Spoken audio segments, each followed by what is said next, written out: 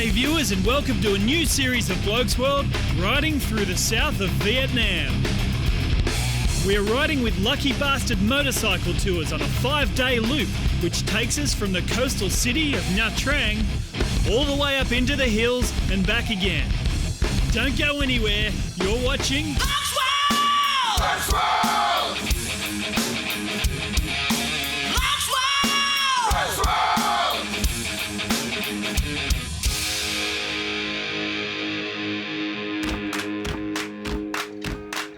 Today is day one of the 5-day ride. On our way to Vietnam, we met up with our great mate Brownie in Singapore Airport. And then we flew on to Ho Chi Minh City, or Saigon depending on who you're talking to. And there we met up with our guide from Lucky Bastard Motorcycle Tours, JJ. And we also found another Blokesworld favourite, Enduro rider Chris Warwick, passed out near the Burger King. So with the squad assembled, we spent the next day in Saigon seeing some really cool stuff, and we'll show you that later on in the series. But next up was a quick domestic flight over the mountains to Nha Trang. And I can tell you, that flight got a bit weird. Once in Nha Trang, the boys went for a short ride around the local area to get used to the bikes and the traffic, and they got to check out some pretty awesome civil engineering before heading down to the beach for some beers with the locals. But now, it's time to hit the road. Yeah! Well, good morning viewers. It's day one of the tour. If you've seen everything we've done so far, that was basically our sighting lap and our practice lap, getting acclimatised and checking out our bikes. And today we're off on day one of our 5-day ride here in central Vietnam with the awesome Lucky Bastard Motorcycle Tours. Boys, you ready? What? No way, really? For you, mate. I am now officially the world's slowest sponsored rider. Oh, no way. This is for our female viewers. You don't want to see this next bit, so... Hey! Check me out. Hey, this is awesome. This is Chris Warwick's new range of gear. We're going to have a chat to him a bit later about what he's been up to and about his new gear. You're going to learn so much today on this episode. Anyway, let's hit the road. Oh, I stole your line. Go to her. Hello, hit the road, chap.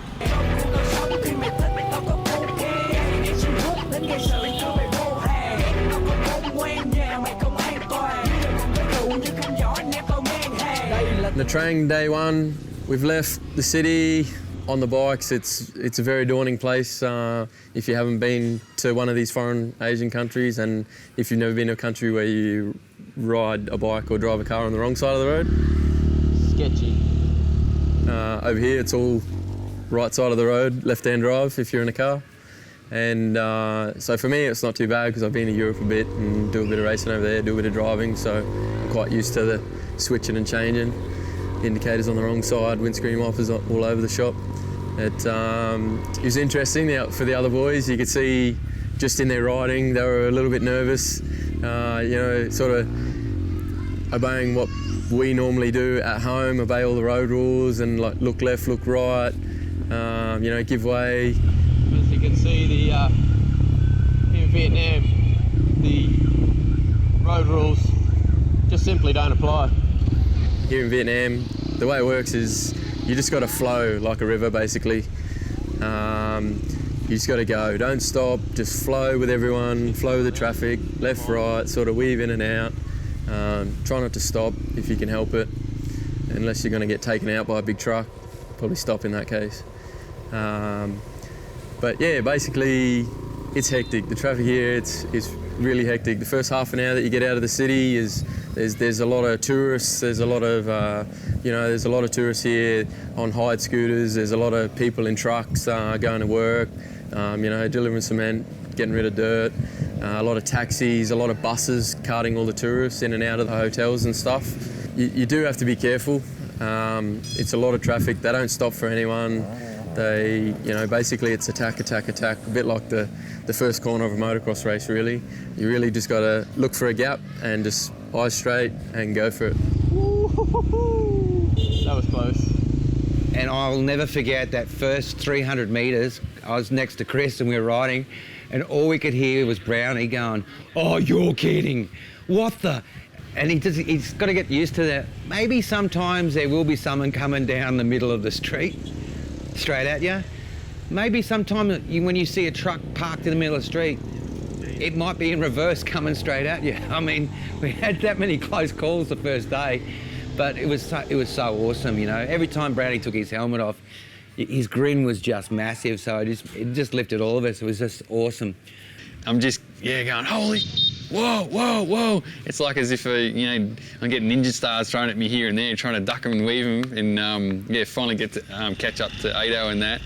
And I'm going, did you see that guy? He's carrying a bloody coffee table on the back of him, or did you see that truck that come out? And I'm just cacking myself laughing. I actually had to, think about it, because I'm thinking, dude, like, wake up, because you're laughing that much that your vision's all blurry because you're crying that much. So I'm trying to do these ones because I had goggles on, so I couldn't wipe my eyes. So then my eyes finally came to, and then we get up, and it just, it's like nothing you've seen before, the traffic here. But it's, it just works. Like no one, I honestly thought that I would have had at least 10 crashes by now, but it's like, oh, it just goes like that. Check out the traffic. You got guys going left, you got guys going right. People going backwards. People going around the roundabouts the wrong way. Look at that. Oh, Just don't go anywhere, viewers, because we're going to get out of the city and into the countryside after this. Good morning, Vietnam! Woo! Welcome back to Blokesworld in Vietnam. We're riding with Lucky Bastard Motorcycle Tours. It's the first day of a 5-day loop out of the resort city of Nha Trang, up into the hills and back again. The tour avoids the highways and takes the back roads, so only half an hour out of the city and things were a lot less hectic.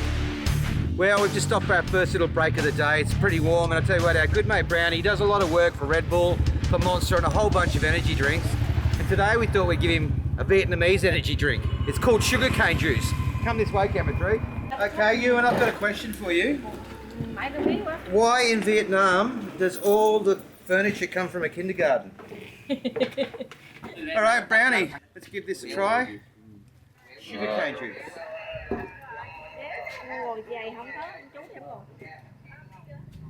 Whoa.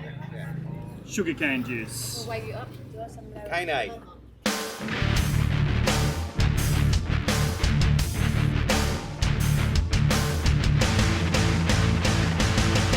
And we got out in basically the rice fields and up in the mountains and stuff like that, which is, you kind of cruising around, and then all of a sudden you just come into this big valley, and it's just like a big 360-degree view, and you're kind of trying to look at the road where you're going, but there's just so much to take in. You're looking around like that, and it's just, if someone told me about it, you go, oh yeah, but until you're actually there and seeing it, you just don't really, you can't comprehend exactly what it is until you're there to see the whole 360-degree view. It's really, really nice. So we stopped and been learning a lot about with the farming and how the culture works and stuff like that, and rice, and just I've always sort of thought to myself, it'd be cool to check out a rice paddy field, and here's this big oasis of rice fields, just in your water, and see how it all works. It's pretty cool.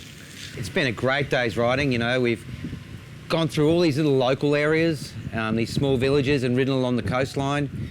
It's been an absolute awesome ride. Had a great lunch. We stopped off at this restaurant that does fried chicken. We just stopped up here. Apparently they do fantastic rice and chicken, so that's what we popped into. Check out. Plus we're a bit hungry, and I won't lie to you viewers, that sugarcane juice drink has just given me, I don't know, it was a $2 drink and it's given me a $10 migraine, so I'm still $8 in front. Oh, sorry about that. I'm holding up delivery. I'm holding up the Uber Eats. Jam Jar, she knows all the secret spots. She's dialed with that kind of stuff. Anyway, I go in there and think, oh, righto, here we go, another experience with food. But I get there and go, okay, today we're going to have chicken on rice. I went, righto, so I'm thinking a little bit of chicken on the rice. I kid you not, here's this plate this big with half a Tyrannosaurus Rex leg on the thing. It was huge, the chicken was on it. It bloody was unreal. Jam Jar's all right, dip it in this one and dip it in this one. It's all these different flavours. I'm going in there at first. I'm trying to do it for a spoon and a fork, and she goes, no, use your hands. And I said, all right then.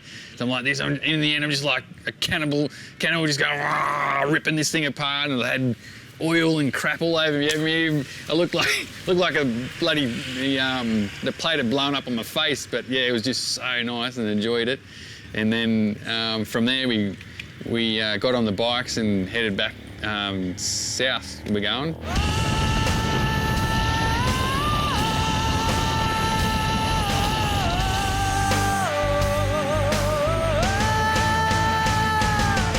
Đoàn mèo anh ra sang, tôi dắt phương dấu con ngựa dưới sàn.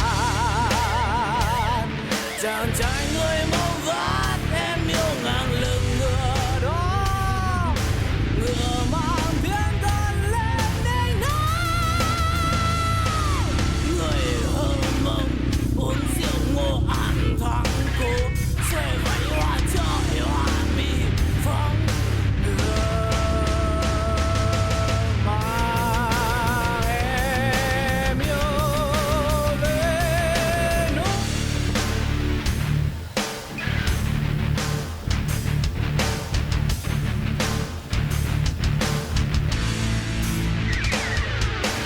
Hey, don't you go anywhere right now. We're going to a commercial break. We'll be back with more Blokesworld and see you after these messages. Well, viewers, I hope you're enjoying our episode of Blokesworld in Vietnam. Right now, we're going to a commercial break. But before we do, we've got an awesome prize to give out from our great sponsors at Chili Mojo. This awesome 4-pack of sauces. And this week's lucky winner is Keith Rankin from Lightning Ridge in New South Wales. We'll see you after these messages. And then we get on the bikes and off we're going, this is cool. It felt like being a kid on a push bike when you're, cruising through the streets, and there isn't really any road rules except for just don't hit anyone. Welcome back to Blokesworld, and if you just joined us and you're wondering what awesome place Brownie there could be talking about, well, it's Vietnam. We're on a 5-day trip with Lucky Bastard Motorcycle Tours, and today, day 1, has taken us through some awesome scenery just inland from the coast, down towards a small town called Phan Rang.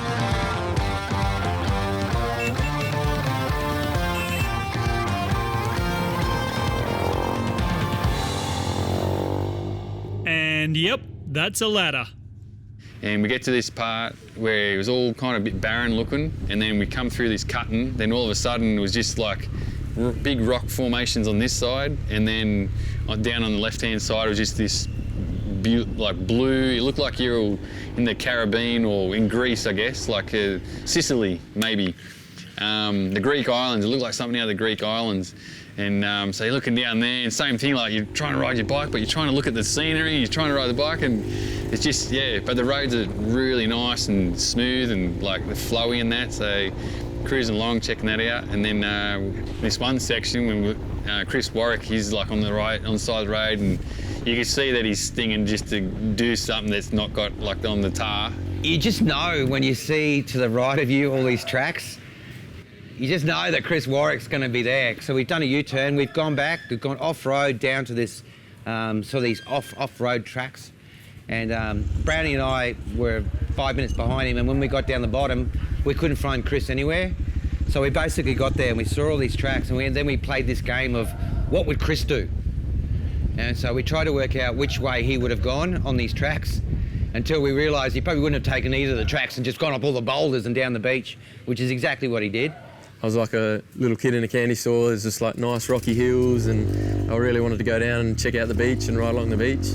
And I actually followed So for a little bit, and there was a nice little single track. I don't know, probably by animals or people, I'm not too sure. And so we hooked along that, and then I seen So, he sort of went clunk on a bit of a rock and sort of slowed him up a bit. So I went down and around and kept going, and sort of come to a section where it was a little bit extreme, and I thought, oh, maybe I shouldn't keep going, but Check that view out.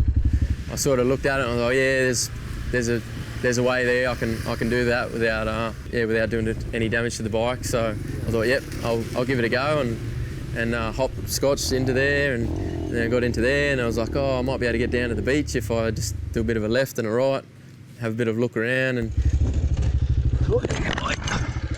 there's a couple of little rock steps there, and a few little moments where I had to sort of pivot turn and pivot the other way, and had to turn around and look for another spot down because there was just too many big rocks and I didn't want to do any damage to the bike. They're pretty low slung, the XR150s, and obviously not our bike, so no big bash plates or anything like that on them. So I just want to take it easy on the bike, not do any damage, and not get hurt. Indicators on. But so I made my way down. I got pretty high there for a while, and then I just sort of ducked down into a bit of a rocky gully, and then I got stuck there for a little bit and had to manhandle the bike a bit down through behind this big, real prickly bush sort of thing, and made it down to the beach, and then actually rode along the beach, but it was so soft, like the bike was just like raw, and I was just like, oh no, and it was like a bit of a bank going up, like probably 5-6 metres, and a bit of an incline on it, so I sort of tried to get a bit of speed up along the beach, and I was like, whoa, whoa, whoa, I'm not really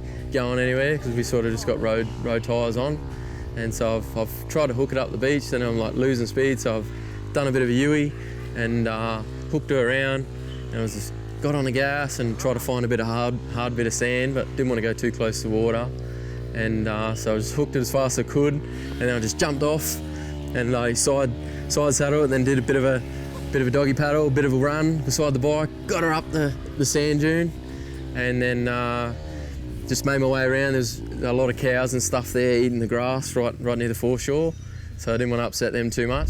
Jeez, I was hoping there was a highway up. And I'll bet you're wondering, viewers, did we ever see Chris Warwick again? Well, you'll find out after the break. Welcome back to Blokesworld in Vietnam, and when we last left our heroic travellers, Ado and Brownie were playing around on some single trails, while Chris Warwick extreme enduroed himself down to the beach and into a flock of cows. Heard of cows? Of course we've heard of cows. And it was just a big rocky gully, like everywhere you look, left, right, it was just rocks, and I thought I could see a couple of smooth lines, so I was like, yeah, maybe there. Had a bit of a look around up there, and I was looking for the other boys, but I couldn't hear them, couldn't see anything. And there was a guy in the background watching me. I thought it might have been Brownie, but I don't think it was. I think it was just one of the locals. Gonna have to tack across. Getting a bit steep. So the pressure was on, so I had to get up this hill, and it did a really good job. The little XR150 is not really built for that type of riding, but it was, we made it up. Had to do a few ticky-tackies, but got up there and didn't do any damage to the bike, and rode it up some really cool terrain. Don't know how long we've been on the bike today, but it's been a full day. It's been good actually. But coming to town, and we got this guy. He's in a convertible Merc. We did some great things today, but definitely my highlight today, and something that Brownie and I were just laughing for about 2 kilometres. There was this guy in this white Mercedes just taking us out, and then we saw that it was coming up behind the support vehicle, and just like a James Bond movie, the back door flung open and camera 3 was with the camera. Oh man, we lost it. It was awesome. It looked like you were about to throw a box of tacks out the back of the van or something. It was the highlight of my day. The guy driving the car just did not know what to do. He just completely cooked in front of his girlfriend. Anyway, he took off, and I'd say that was probably my highlight of today. I couldn't stop laughing about that. Now, viewers, as we pull into Phan Rang, let's hear from our awesome tour guide, JJ. Now, she's a bit shy on camera, but don't be fooled, because she runs a really tight ship and gets you into places you'd never find by yourself. And we get into Phan Rang about 4 p.m. Phan Rang small and not many people living here. But the hotel where we stay is very central. It's just 2-minute walk to the night market. And around here we got a local restaurant. Most local people come for drinking and for party. Yeah, Phan Rang, what a fantastic place. We had a great time there. After we all got settled, we all decided to go for a bit of a walk. And the great thing about going to this town is that we were the only Westerners. I mean, there were no other nationalities there except for locals. We were such novelties, like people were running up and saying g'day to us, trying to get to Brownie, because they just love him in this country. I have no idea what it is. It's bizarre. So yeah, we made our way into this, I guess you call it this intersection. It was like in the middle of this little suburb, and there were like a restaurant on each corner with buskers there singing some K-pop songs. I guess you call them V-pop songs over here. And yeah, we had an awesome meal. Like this Camera 3 said it was a goon bag. It was basically a bit of alfoil with some steamed veggies and fish in it.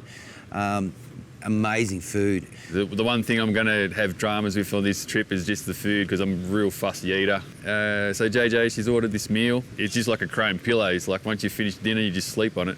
But you in there, you pull it all apart and all these smells and that come out. It's like the stuff here is just, the flavours are unreal, and yeah, it kind of makes me appreciate food a bit more.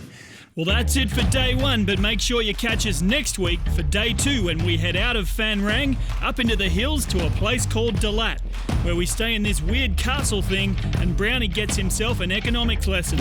And of course, there's a whole stack of awesome riding on road and off. We'll see you then.